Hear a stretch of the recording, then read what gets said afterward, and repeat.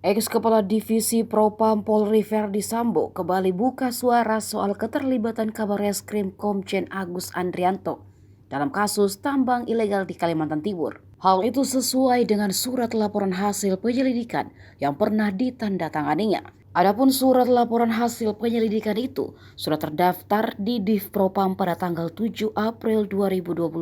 Surat itu pun telah ditembuskan kepada Kapolri Jenderal Listio Sigit Prabowo. Dikutip dari tribunnews.com Selasa 22 November hari ini, Sambo yang ditemui usai persidangan mengatakan surat hasil laporan itu sudah benar. Namun begitu, Sambo masih enggan merinci mengenai keterlibatan Agus dan sejumlah nama oknum anggota Polri lainnya di kasus tersebut. Dia meminta awak media bertanya kepada pejabat yang berwenang berdasarkan surat tersebut. Sebelumnya beredar surat laporan hasil penyelidikan yang ditujukan kepada Kapolri Jenderal Listio Sigit Prabowo dari Kepala Divisi Propam Polri yang saat itu dijabat oleh Verdi Sambo. Dalam dokumen yang bersifat rahasia, pada poin H tertulis Aibtu Ismail Bolong memberikan uang koordinasi ke Kabareskrim Polri diserahkan kepada Kombes BH selaku Kasubdit 5 Direktorat Tindak Pidana Tertentu sebanyak 3 kali, yaitu bulan Oktober, November, dan Desember 2021